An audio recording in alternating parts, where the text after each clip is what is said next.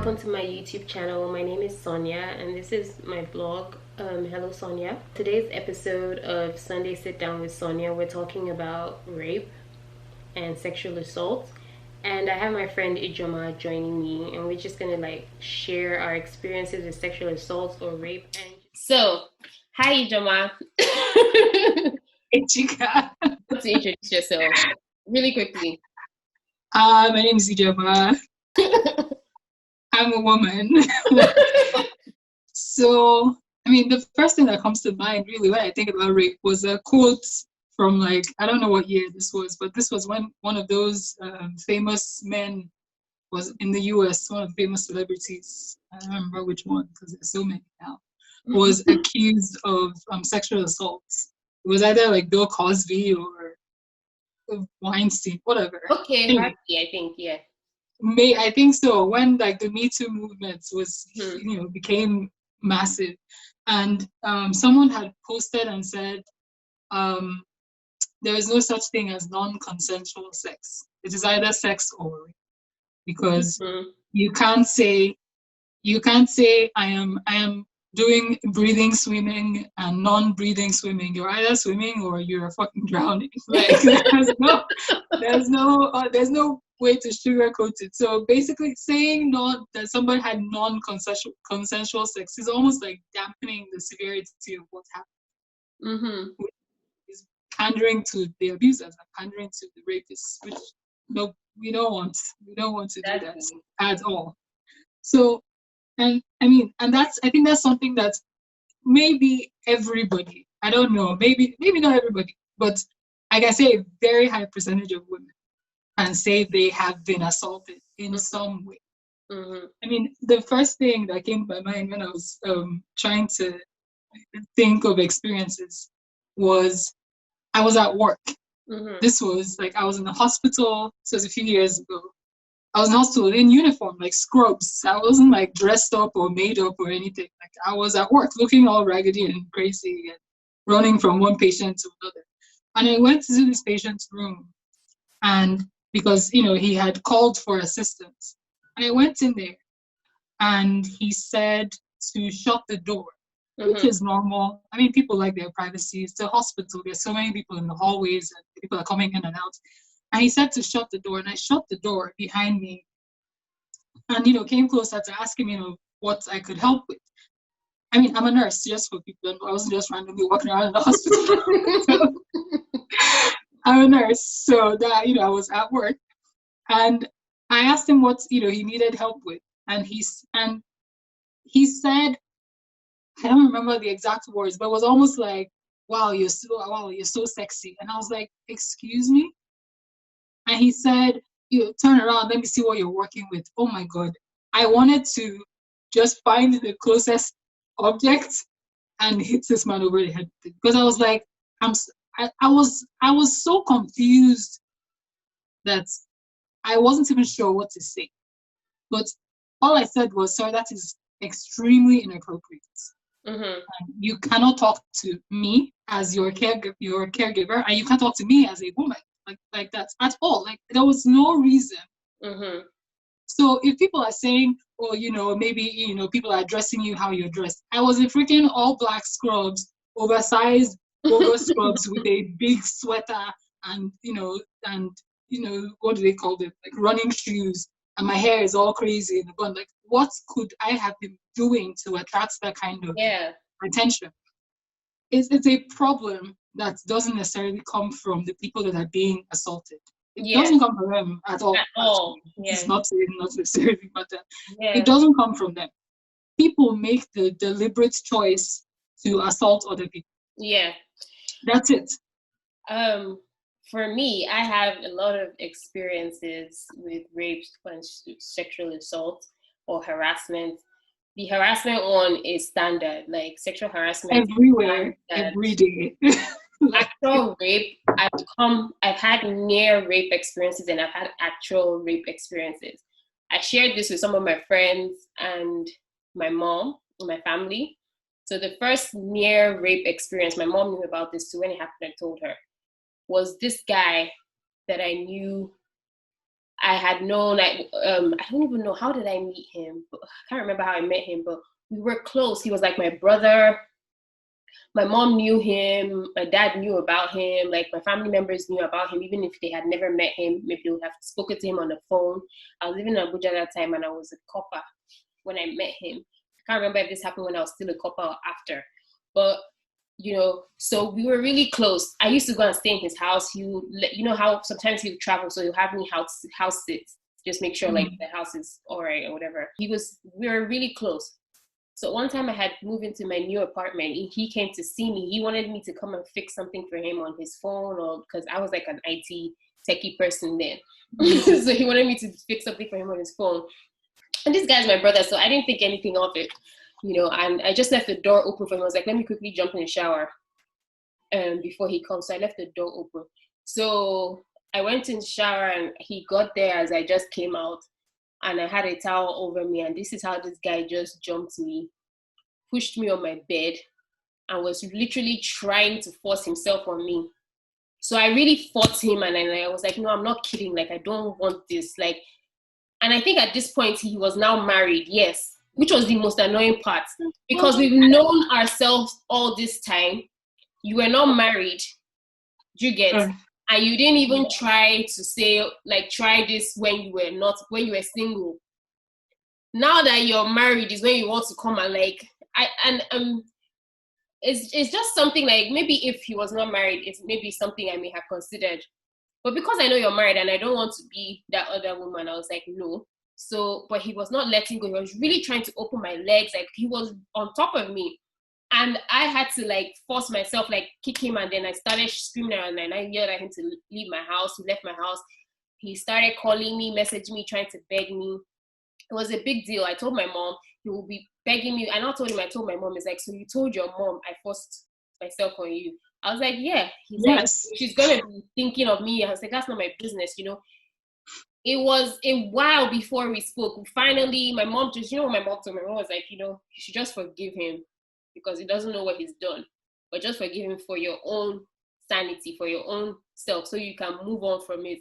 I mean, hearing that at first, it was like, what kind of talk is that? I was expecting you to be angry for me. My mom was just like, just forgive him. So I took it and forgave him, and that's how I was able to move on. But we didn't talk for a long time. Eventually, we spoke, and he was like that he regrets doing that he's really sorry, that he can't imagine that he would spoil our friendship and our relationship like that, So that was one.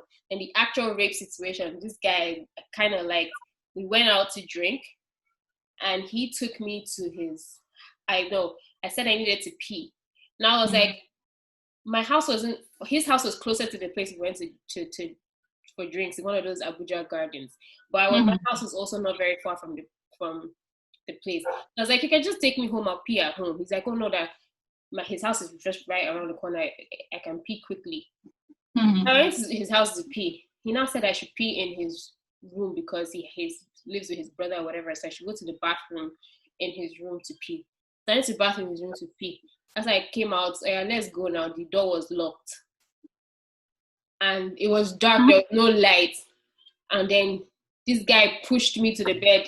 Anyways, long story short, rape. He raped me. I cried my eyes out. When I went home, I told my roommates. I cried. I went to have a shower. I told my mom. I told my sisters. My roommate was consoling me, but she later tried to use it against me. You know that roommate, Steph. Met her in that house I used to live in. She tried to use it against me. I ended up thinking that, was some big secret that I would be ashamed of. I was like, no, you can't use this thing against me. The person, she was trying to use it to blackmail, use it to blackmail me. I went to tell the person, this is what this girl is saying. I don't know why she thinks I can't come out and tell you this happened to me. Like, this is something that happened to me. Why do you think I should be ashamed of it? As if, do you understand? You understand the social conditioning behind it, that even she, knowing that I was a victim, felt that she could use it to blackmail me because she felt like I would be ashamed of it. I mean, I wasn't ashamed of it, but it's not something I wanted to tell everybody because not a lot of people would believe you in the first place because of like social conditioning. So, but I would, like, my brother, when I told him I was ready to come and kill the guy, I was just like, you know what, just leave it. So it's not something like you can really say and feel like people will have your back, because people are just not going to believe you. And that's where it comes into like victim shaming. They'll ask you, why did you go to his house so late at night? Why were you drinking with him? You know, all these different things about, you know, what you should have done. But everybody's responsible for their actions. Yes, I was not like drunk and passed out. Even if I was, are you an animal? Don't you have self-control? Why can't you control yourself? Why would you want to sleep with someone that's like passed out or like pissed drunk or whatever? And then when I've told you no, like in this situation, we actually fought, but you know, at some point you're just like, fighting makes it even worse. So you just somehow want to just, you know what, let me just, because it's like, it's more of a struggle and it seems like it lasts longer. Yep. So it's like, you know, let me just let it happen so that it can just be over and I can leave. You know, because when you're struggling, it's like, this guy is not going to let you go. He knows what he wants to do. So you're fighting, you're struggling, you're just prolonging the whole experience. That was how it seemed to me. So at some point I was like, you know what, let me just stay there and let it get over with. And it's funny how I was telling some guy that there's even situations where, I've said it before, there's even situations where a girl is with a guy who she likes, who she probably would want to have sex with at some point. But at this moment in time, she probably doesn't want to. But she kind of feels like if she, you know, there's a way, I don't even know how to explain it. Like, she kind of feels like she just needs to do it because that's what's expected of her. Yeah. And that, or maybe if she doesn't do it, he's not going to talk to her anymore. Or, you know, so I'm like, where do we categorize that kind of thing? Like, it's like, this girl has told you no, but you're still persisting. And then she's like, okay, let me just do it because so that he can leave me alone or he can go. And I mean, there's different situations. Yeah, I feel like that is also part of social conditioning because I don't know if it's just a Nigerian thing, but I'm speaking as a Nigerian person. So I doubt it's just a Nigerian thing, but go ahead. Yeah, it's probably worldwide where like women are taught, oh, you know, you only have so long, or it's almost like, oh, men can do whatever they want, but you can't. So if you see somebody that really likes you or somebody that's showing any interest in you, you better like them back because, I mean, how old are you? Like things like that. It's like just stupid, I don't know, ideas that are put in girls and women's heads because they believe women are like the subhuman version. Even like in your workplace, because you're someone that's superior to you, you feel like you have to give in because, you know, you might lose your job. Not like they've threatened you, but you just, you know, what's that thing they say, sexual assault by by power, I mean authority, I can't even remember. So these are all the ways we've been socially conditioned, you know, so women always feel like they have to give in, and you know that and then there's the thing of shame that comes to sex for women. A woman who likes sex or enjoys having sex is shame. A woman who likes sex is shame for wanting sex, so she has to now play hard to get, and in playing hard to get, sometimes they now end up, if a guy's trying to do something with them, they have to say no first. So guys are like, no, that's what women always mean. So how can we be rape? Yeah. They now started this thing they called rape and beg, R&B. I read about that. You never. And I was like, people used to tell me this thing. Guys used to tell me this thing that you do rape and beg now. They will tell you this is what is happening.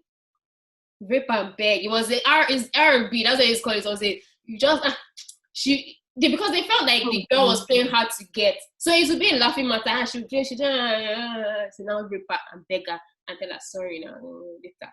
I'm just like I'm still confused because the annoying part is that even back then, before I became liberated or whatever, when they used to tell me these things, I didn't see a major problem with it back then, like I do now. So there's a lot of reconditioning or rewiring that needs to happen both in women and men. First of all, that women should not feel ashamed to want sex. So when they want sex, they should be able to say it. When they don't want sex, so their yes should be yes and their no should be no's. There's no need to be like, exactly. I'm not sure. If you're not really sure, say I'm not really sure. Like, there's also this thing is like where I loved it when I got to the point where it's like I'm with someone. If I'm with you and I'm feeling you and I feel like we start making out whatever. If I'm making out and it's not really suiting me like that enough to get to sex, I'll just stop it and be like, thank you. Or something like that, for the makeup session or whatever. But that only works with sensible guys. Because some guys do not leave it at that makeup session. Like, and then these days, I know a lot of guys are careful. Like, even a guy I met recently, we were making out, we did some stuff, and then that was it. I was half expecting him to make a move, but dude did not. Like, I was like, if he had made a move to try to have sex, I probably would have, but dude did not. And then me, I was just like, you know what? I'm actually tired. I haven't eaten today. Maybe it's better we don't have sex. So I just allowed it. Even only the makeup self was making me dazed. Like, I was tired. I was like, you know what? Let's just leave it here. Let's just stop at this, More women and more girls growing up should be taught that they are absolutely allowed to do that. If you're feeling it one moment and you're not feeling it the next moment, you're not feeling it, end of story. Like, there's no, if the guy says, screw you, I'm going to tell everybody, but then let him tell everybody. Yeah, you shouldn't feel ashamed. You shouldn't be scared that they're going to say your business. Let your own mind be at rest, that you held on to your own convictions or whatever you would call those. Because if you go ahead and do something you don't want to do because you feel like, oh, maybe he will hate me, or maybe he will tell people I did it and I as well do it anyway, that's what you're going to feel doubly as shitty afterwards. So we need to raise our girls that way, to have that self-esteem, that confidence, so that they can be liberated. They can own what they want and not feel bad about it and not care if, like, you shouldn't need that validation. You shouldn't need validation. If he decides not to talk to you again after that, then screw him. Too bad. Like, his loss. That's how it should be. Like, once I got to that point in my life, oh my gosh, the freedom, Joma. It's like, and funny enough, I was like that at some point in my life when I was not really interested in having sex. When I was much younger, I was so carefree. Guys will come out and be knocking their head for me. I'll just be like, I beg, who's this one? I'll be doing them anyhow. Then after a while, when you get to a certain age, you start getting really self-conscious. That's when you start, all those things people are saying in the society get to you.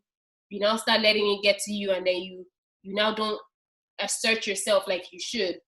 Then I now went back, I now got older. So it's like stages in life. You get to that stage where you're very self-conscious, then you start off carefree because you're like, what's this? It's like when I was like 15, 16, guys would just be telling me, I'm like, who is wrong with this? I would be talking to them anyhow. Like, I didn't care to be liked because I was getting that attention 24/7. So it was not like, if I don't beg, please leave me. I'm even tired. And now it happens. It's just like, I don't even have energy for all of these.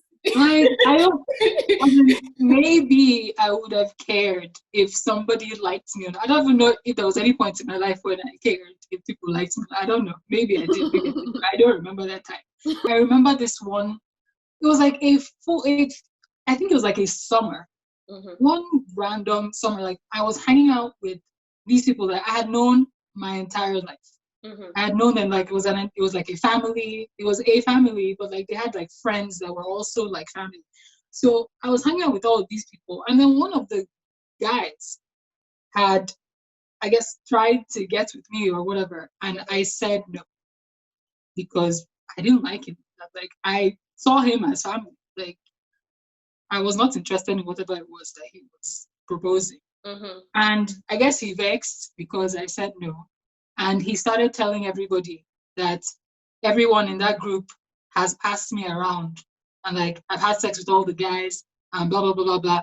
And that news got to my mom. Oh, wow. And I didn't even know what was going on. I didn't hear it until my mom heard it. My mom heard it and called me. I was like, Ijoma, what is going on? Like, we, what is happening in America? Like, I don't even understand what kind of news I'm hearing.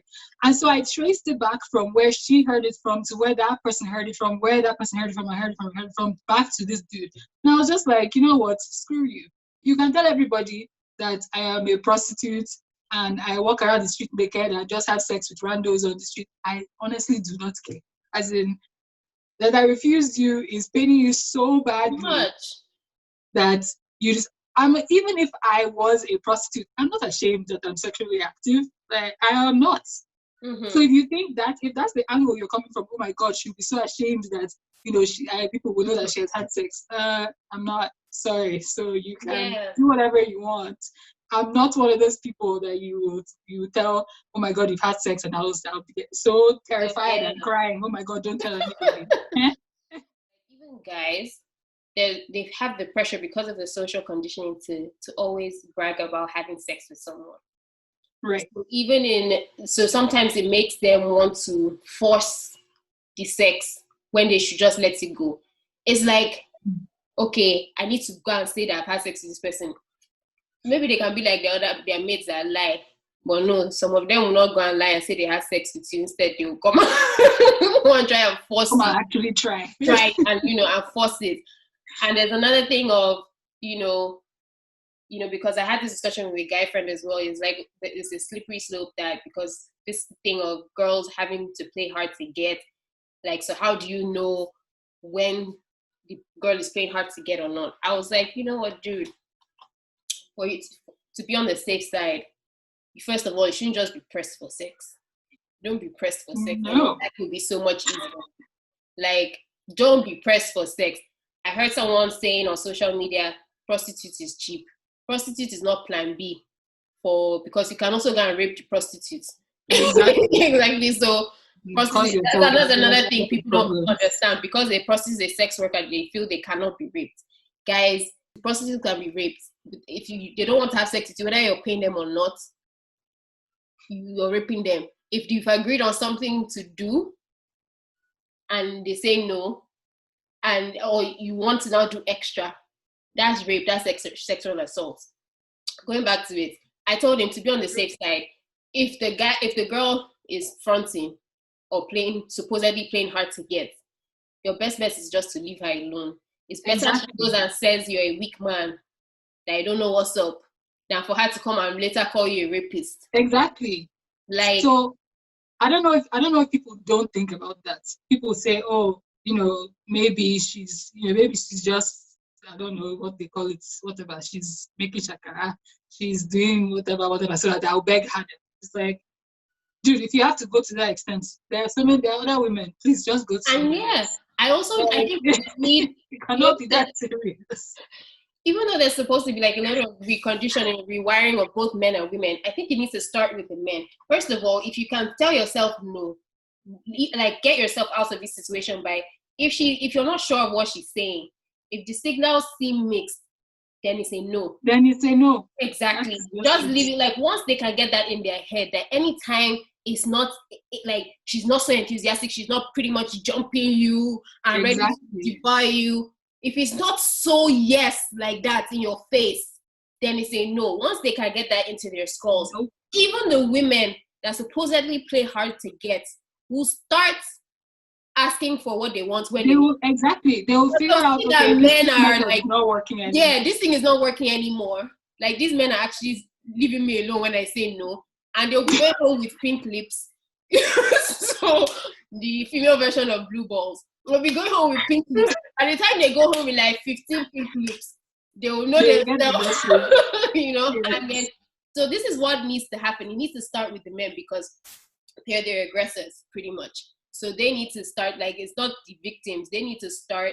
Yes, there's social conditioning with the shame, but I feel like it came from subduing the women and making the men superior. That's why that shame is there. So it all starts with the men.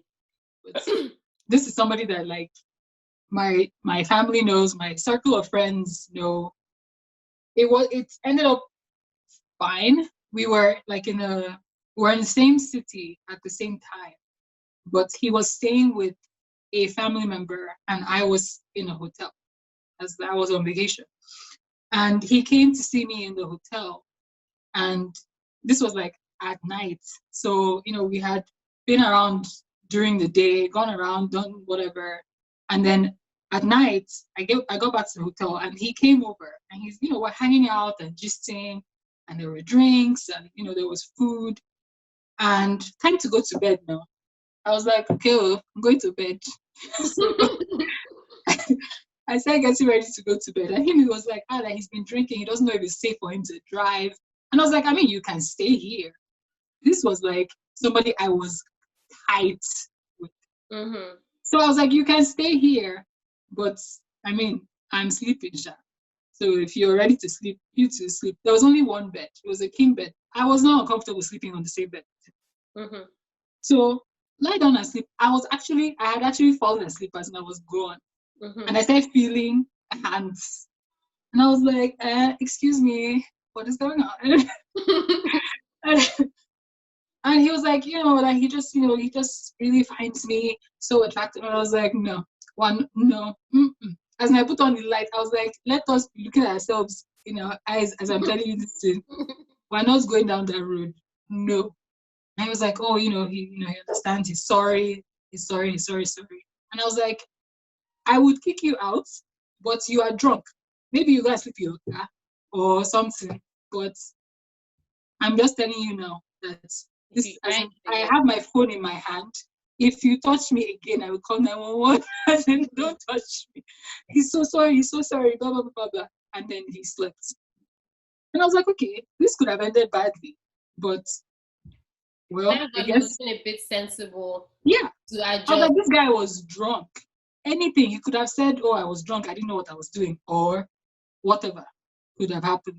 But it's so ridiculous the amount of times we find ourselves in that situation as women. Exactly. Like, it's so ridiculous. Like, as you're talking about it, I'm remembering, like, we can go on and on today if I tell you all my stories, Sometimes when I talk about these things in, like, WhatsApp groups, people will be like, who hurts me? And I'm just like, you guys are shameful. Because I'm telling you something that happened with a guy, you have not raped him, you supposedly not raped anyone. You're defending an unknown person. Someone that you don't know because he's a man that has raped someone and deciding to blame me for what kind of people do I meet. Julia, it's not my fault. It's not my fault that I'm meeting such a person. How did it even become my fault? I don't know. There's no situation where the victim is to blame.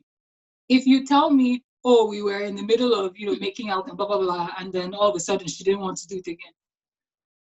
Then whatever you did beyond that was non-consensual. Exactly. So there's no way, like you could tell me, oh, how could you be sleeping on the same bed with a guy if you guys are not in a relationship? And okay, so if I'm sleeping on the same bed, if I'm on a flight with a guy I don't know, does that mean he should sexually assault me? Let me even tell you something. I once asked, we're in my office in Abuja, we're all talking, and somebody was like, I think one of these rape cases came up, because they've been coming up a dime a dozen in Nigeria. We've heard some more. Now the band's name just got called up about some raping. I've not really looked into that story, but we're not here to talk about the band. Anyways, and so I was telling them how they were saying, how can a girl just in the middle of sex, like you have penetrated her, and now say she doesn't want to do it again? That was the meaning of that. So they were now saying, because they're all guys, I was pretty much the only girl there. So they were not saying, but that's wrong. How can she do that? But one of them now said, but you know what? She should be able to do that because if sleeping with a girl, if I'm having sex with a girl, I'm inside her, and the thing not suits me again, I will come out. He can, exactly. The guy can stop. So yeah, if I can stop, she should be able to stop. Mm-hmm. So that's what he said, and I was happy that he was able to even like think like that. So once he said that, the other guy was not like, it's true, Sha, because me said, if I'm having sex with a girl and this is not to me, I will stop. And she has to go home. It's the end. Did you get? Exactly. So it's true. That's when they now came to the realization. At least they were able to put themselves in her shoes.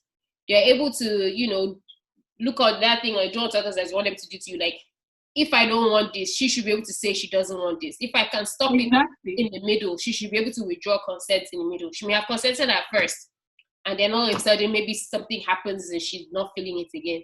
That's not your business. She doesn't want it again. You stop, you get up. So we just want to tell you guys, as men, stop raping us girls, especially like as a Black woman, we're already overly sexualized. As children, like kids, you see men sexualizing little Black girls. I don't know. Maybe I need to speak to more Caucasian or other races, but I know that as Black women, it happens a lot. Even as a kid, they sexualize you so much. Maybe because you developed more. Black women seem to have even without developing more. Looking at, there was a picture that was posted, I think this was last year or maybe 2018, of two girls wearing the same outfits. Like this was coincidence that they were in the same outfit, but a Black girl and a white girl. These kids were maybe like 10 years old. Mm-hmm. And they sent the Black girl home from school for what she was wearing because they thought it was inappropriate. But this white girl was wearing the same thing. There was no, like, it wasn't like excessively tight clothes, excessively short, anything that was inappropriate for school. That's why the picture was posted online, because the parents were saying, please tell me what's inappropriate about my child's outfit. Because if they can send my child home from school for this, they should be able to send all the other kids home because they're wearing the same thing. So there is an over-sexualization of Black girls. So and deep. It doesn't make any sense. It's such a deep thing, which pretty much takes us to our next topic, which is racism and our experiences with racism as immigrants. So, but to end this segment of Sit Down Sunday with Sunday Sit Down, I can't even remember the thing I called anymore with Sonia. Guys, be careful. When a girl is not giving you an absolute yes, it's a no. Just flee the situation. Don't force yourself on her. I don't think she's playing hard to get and think, okay, you can convince her. Just leave it. Don't be pressed for sex, guys. Please stop raping people. Like, if the thing is doing you as Christians, if it's doing you, cut off your penis. Cut it. That's what the Bible says. Cut it off. I'm not trying to physically cut it off, but cut off that urge. It's from you. It did not say get rid of the girl. It said cut off the thing in you, not the thing in the other person, not the temptation. It didn't say cut off the temptation. Cut off the thing in you that is seeing, that is adhering to that temptation. That's my message for you. Thank you very much. Thanks for watching.